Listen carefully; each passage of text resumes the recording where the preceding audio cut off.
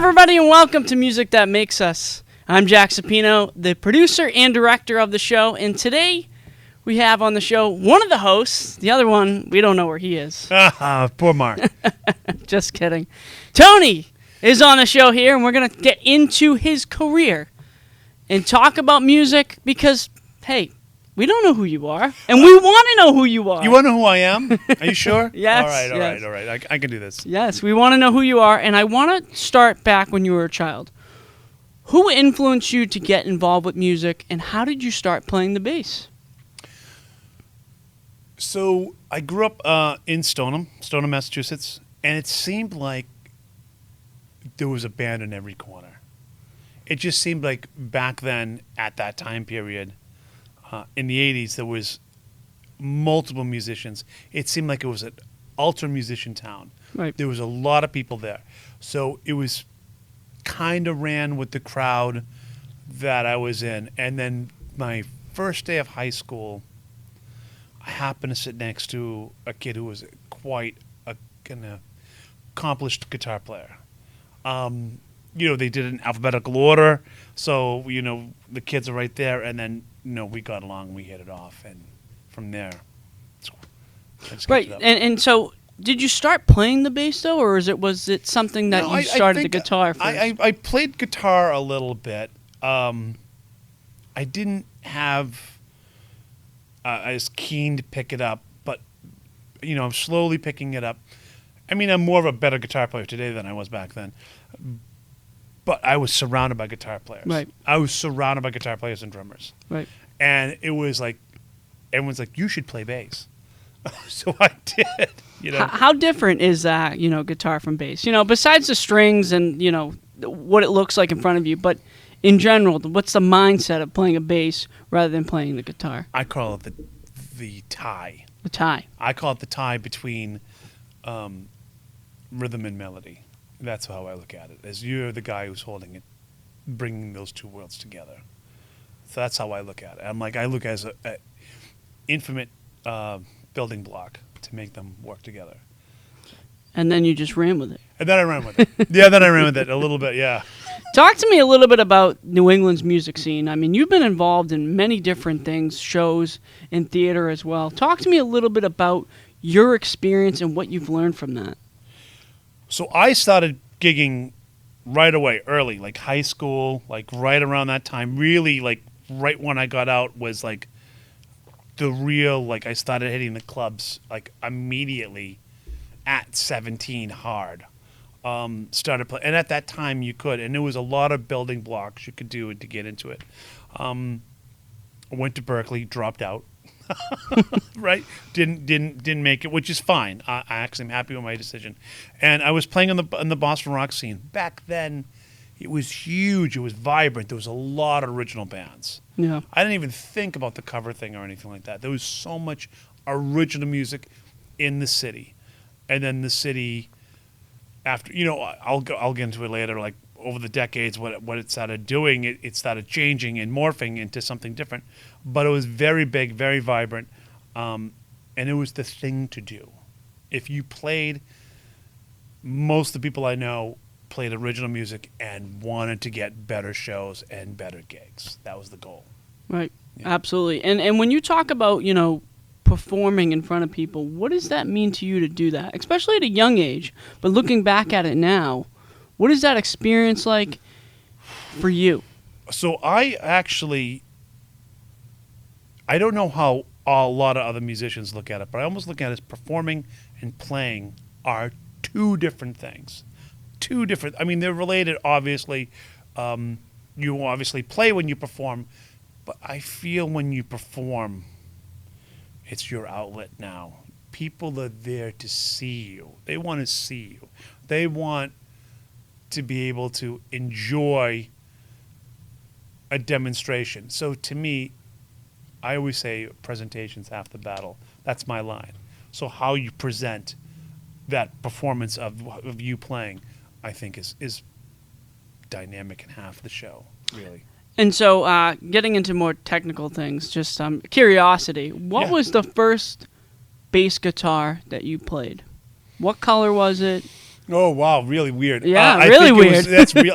But I remember it was a white short scale court. I remember that.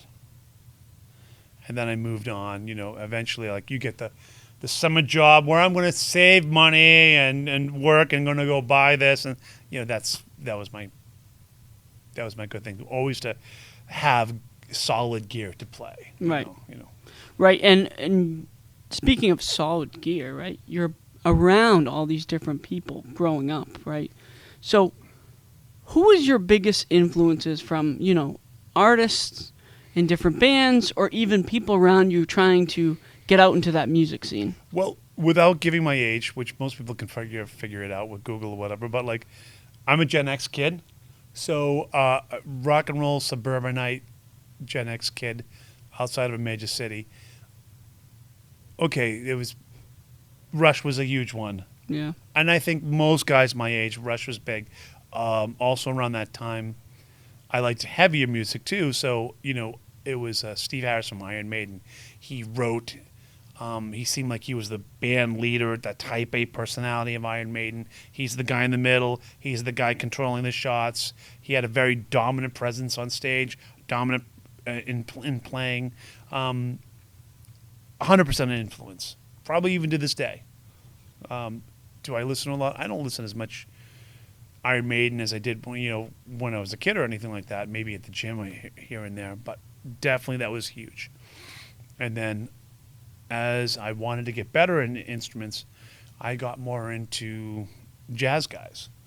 And what's funny is some of the guys that I looked up to at 18, 19, well, maybe like I should say 20, 21, 22, 23, are now guys, I know them and they're I have the cell phone number now, so it's kind of funny how that works out.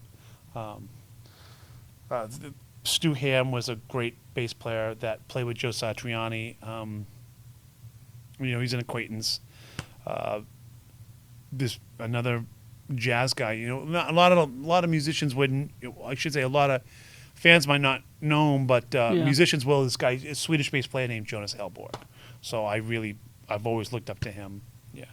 And what makes you unique besides other bass players in New England? What makes you really stand out for what you love to do? Yeah, I'm coming with the hard-hitting questions. That's because I don't want to. I have to be careful how I word that because so many of other bass players in New England are my friends. Right. I can play a lot of progressive music, very clean, very fast, very accurate. That's like my MO. A lot of shred guitar players would ask me to play with them. A lot of shreddy guys, because I can match licks for licks for them with that stuff. So I've played with Gary Hoey and Mike Kerr, and I've done lots of sessions for guitar players that can appreciate that I can play progressive style of music and odd time signatures very cleanly and keep up with them. Right. So that's that has been one of my MOs. Stage wise, I've been in different bands, but because I think I'm not shy up there at all, like zero. If I go up there, that portion of that stage, that's mine.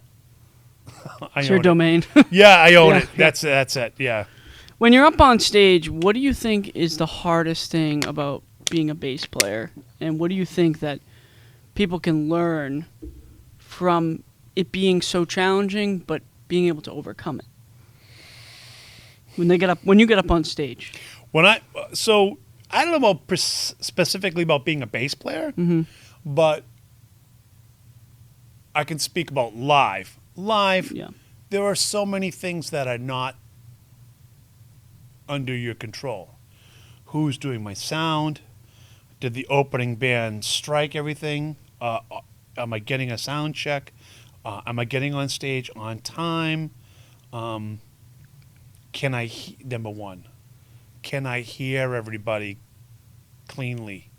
Right. At an adequate level? Can I hear my guitar player? Can I hear the backing vocals? Are my wedges working? Are my in-ears? It's all mix is number one. It's really the environment of the club or theater that you're getting the right mix and that all the logistics are going well. That's as far as my job, I'm really not worried about it. Mm-hmm. I hope my other guys are okay. Do you have your backup guitar? You're right. Is it in key? Is it Right. is in tuned correctly? I'm more concerned about the other guys. Does my singer feel all right? Most eyes are on the singer, so I'm like, is that guy okay? Or gal? Right. So, It's like a team effort. it's a team effort. I'm more concerned about my other guys. Right. Yeah. Respect. I respect that. I also want to ask you a question. You talked about a lot about that ear training and ear listening. How did you personally learn that? I'm curious for someone who loves music and is a DJ, but I'm interested to see what people think about maybe how you learned that, specifically that type of skill.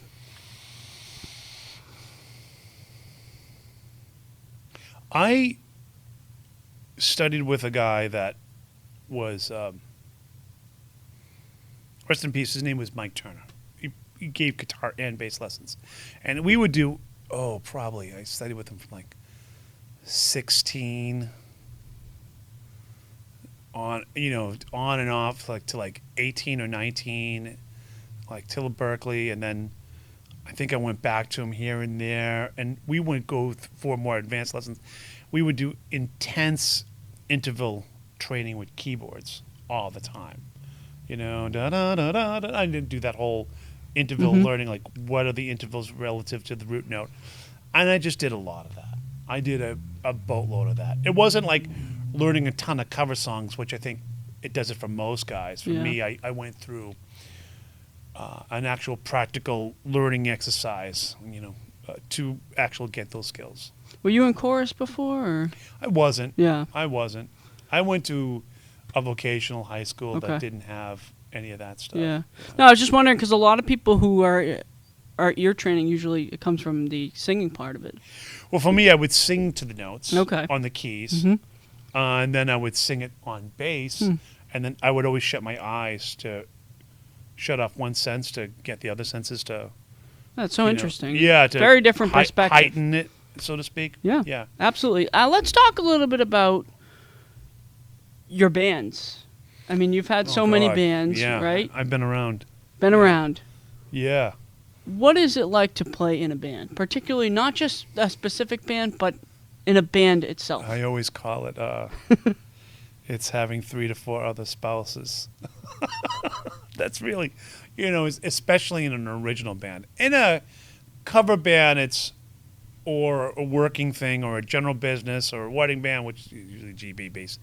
It's like, okay, you show up, here are the tunes, this is what you'd have to do. It's more of a job. Know this.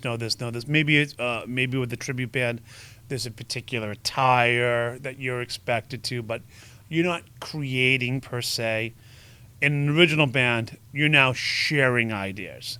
You're putting down somebody's ideas. You're accepting their ideas. You're changing their ideas. There's more to. It's a little bit more difficult. So, I always look at those as spouses. And now, even when you get older, and we have families and other commitments, now it's scheduling. That's really that's the biggest challenge.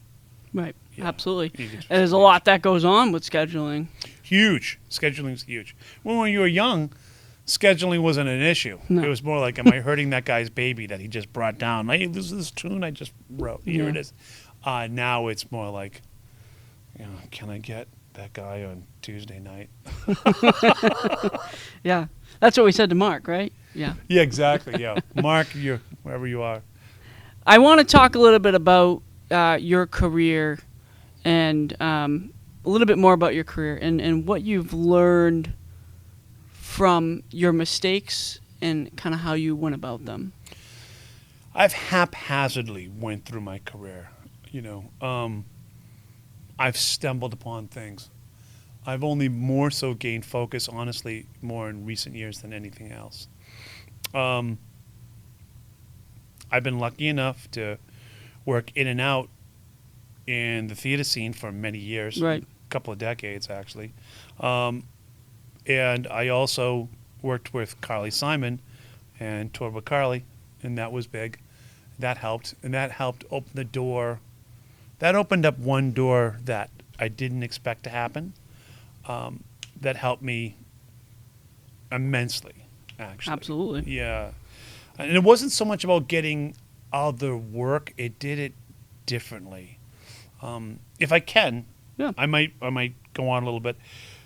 Playing with Carly was a great experience. Touring, seeing everything, that was wonderful. It was huge. It was a big deal.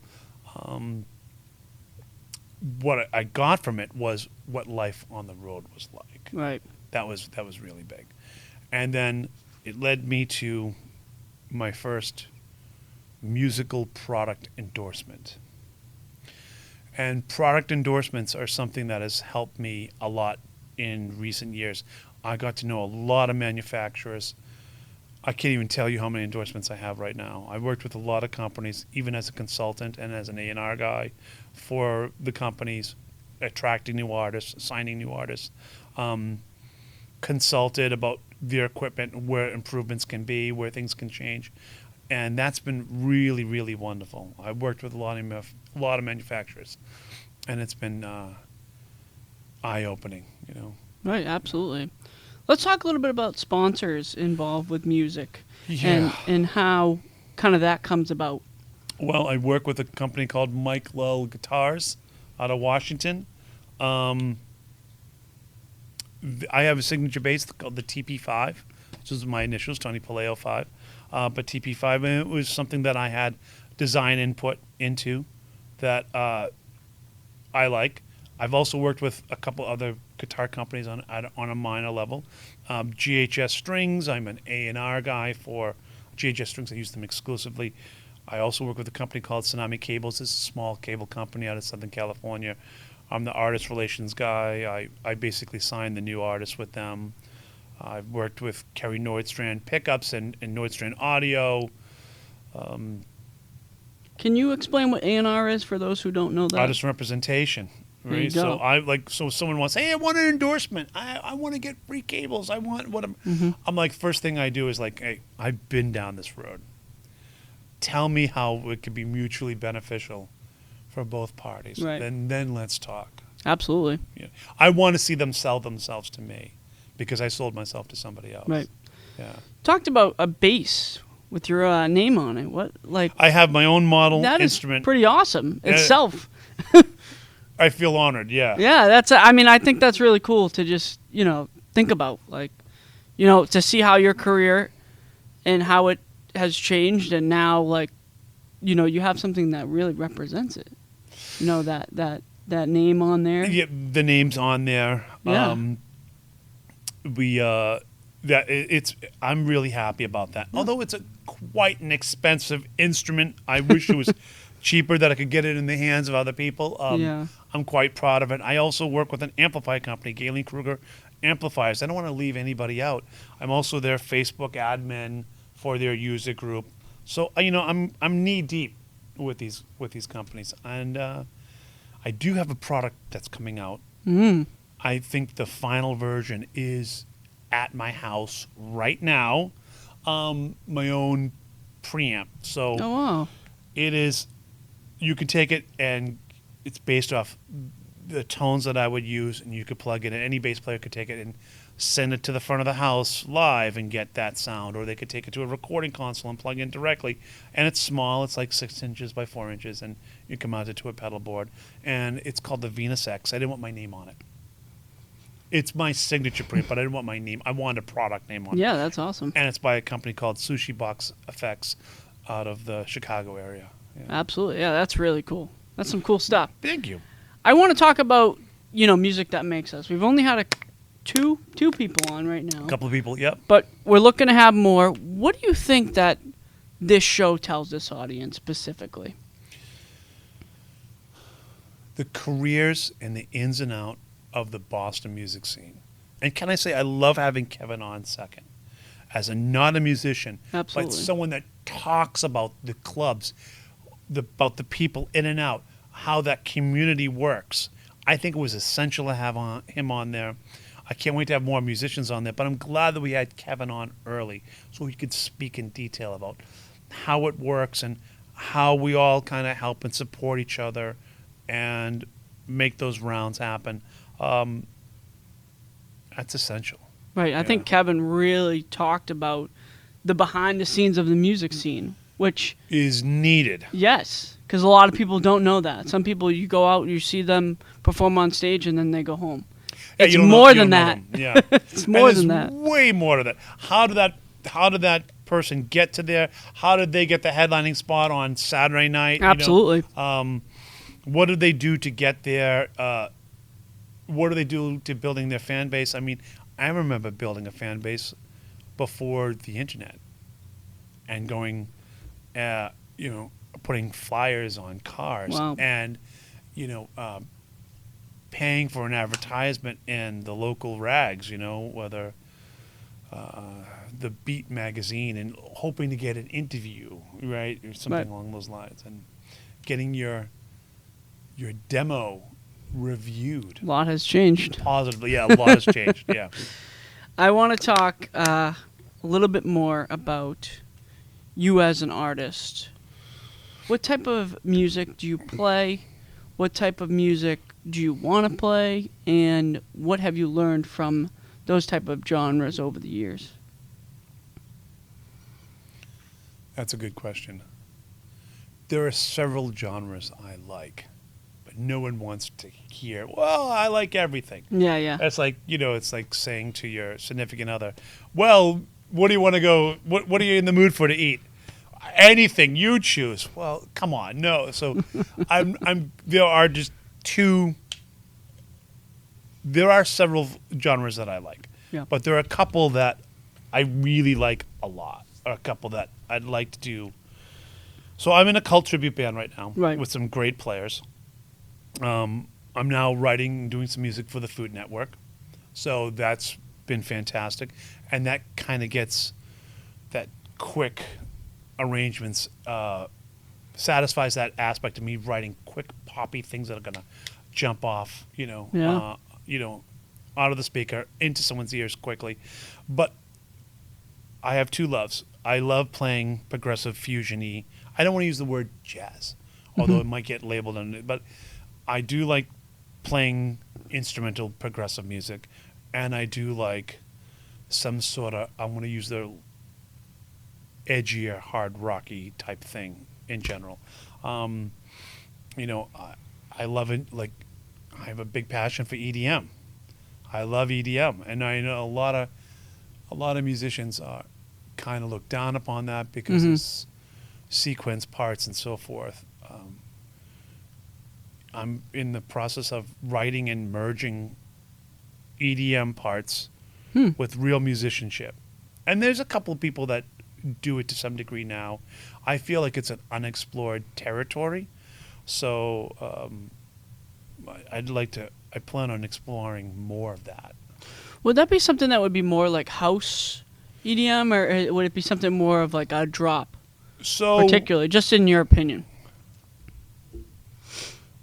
try taking like a house thing Mm-hmm. as just background instrumentation, and then adding a talented bass keys and guitar and vocals over it, and keeping it more in a song format, Yeah. right? And doing something that might be maybe done at a minor level, but trying to experiment. I feel like I want to embrace technology, right? I don't want to just be a curmudgeon and say like, well, machines are bad. AI is terrible. The genie's out of the bottle. Mm-hmm. Okay, what are we going to do? Are we going to ignore it? Or are we going to try to utilize it? Right. If it's out, I'm an optimist. How can we utilize the technology better and be more creative with it, and in a semi-organic way? And I think it can be done. Right, and how can you talked a good amount about songwriting, but how do you write a song? So a lot of the fusion stuff I did, I would write with. Would have an idea of just a bass part, Yep. or I might have a chord structure, do da do do da da da da do, and then I can hum it to a guitar player, or I might try to hum something to a guitar player So badly or whatever. fascinating, yeah. And be like, okay, it's like this because I know theory fairly well. Mm-hmm. Like, and I can read and know theory, and can picture even staff. I can look at and be like, oh, this is what it sort of sounds like without even an instrument in my hand, to some degree. So, oh, this is where the melody goes as I hit my mic, right? As I get into it. So, Yeah. it could be inspired. I like to look at things that inspire me that have nothing to do with music, Wow. right? Right. So, You got to think about this one. well, no, so you saw some of the song titles that I have. For Oh, this- yeah. Dig by Terry, right? We have a song called Neck Tattoo. Now, that wasn't the original name of the tattoo, of the song, right? It had a Yeah. different name. It had a slightly longer name. We shortened it, and it was inspired by seeing a woman with a neck tattoo at an ice cream stand, right? And Right. that's was my. And I said to my wife Gina, I said, I've got an idea for a song. She goes, and it was kind of like a seedy ice cream place, right? and I'm like, I want to go home. I've got an idea, and I wrote like a groove, based it, and sang some ideas to my guitar player Joe Filoni at the time, and then Yeah. there it was, you know. Wow. So yeah, It's just so interesting too when you talk about like you think of something and then it just creates something else. I'm not the biggest lyricist, right? Yeah. You know, so I have some ideas, but I'm more of a music writer, and I admit that. Mhm. I'm not gonna say, oh, I do it all. No, I don't. That's bullshit. How important is music theory for someone who is learning music right away? Probably not important right away. Okay. I wanted to, because I wanted to have that fundamental understanding. But- I use it all the time. But when you use it all the time, right? Wouldn't it be better if someone just tries to do it, tries to learn it? Yeah, I think it's helpful. It can't Yeah, hurt. Yeah. It can't hurt. You know, if you're just, let's say you're going to be in a cover band, Mhm. which is predominant now, you don't need to know it. Would it help you? Of course. Yeah. Of course. Yeah. But for me as someone who wanted to write, someone who wanted to understand, where can I go next on the neck? Where can I go next? My fingers can do more than what my brain can do, right? I got technique fast. Yeah. For me, the thing that came quickly was how to do this. So I want to know where to put myself. How can I create? How can I create and make it sound decent? How can I know the rules? And then now how can I break them? And that's how, for me, I started learning theory, young, teenage years. And then just evolved it into something that you want to learn. Oh yeah, it's like Yeah. learning a language. I'm a firm believer, even over reading, knowing theory, I think is huge. Yeah, absolutely. You have any more things you want to talk about before I ask you the last question? It's a lot to go over. You've had an extensive career in a very Yeah, I've been passionate. playing in the Boston music Yeah. scene for decades. I did tour and spent some time on the West Coast and Right, talk a little bit about that playing in West Europe. Coast. Yeah, I Yeah. mean, Of touring, like touring life is interesting Yep. because it makes you. One of the things I learned about touring is it makes you realize what little you need to live. well, You there know. you go. Yeah, You really don't need Right. much. I remember first time going on the road and coming home like, do I need all these clothes? yeah, Right. Or do I need, it's kind of how funny how living out of a couple of bags, and then when you do come home, it makes you appreciate everything. It really does. Yeah. right, absolutely. So, when you are touring, what was it? How many nights were you touring? Oh, but specifically. I mean, now luckily I'm home, but God, I mean, I remember not coming home for months. Wow. Months. And then you come home and you appreciate what Yeah, you yeah, have. yeah. You're like, I don't. It's a torn world. Like, you appreciate. Like for me, Yeah. as an Italian American kid, oh, I get to go to the North End. Oh, I get to get like a really good sandwich, like Yeah. that you're not going to get, in New Mexico or something like Yeah. that. Maybe they have other cuisine or whatever, but it wasn't what I was used to. And then you realize, oh wow, I lived out of a couple of bags. I don't need this, and this, and this, and this, so forth. So Talk to me a little bit about the experience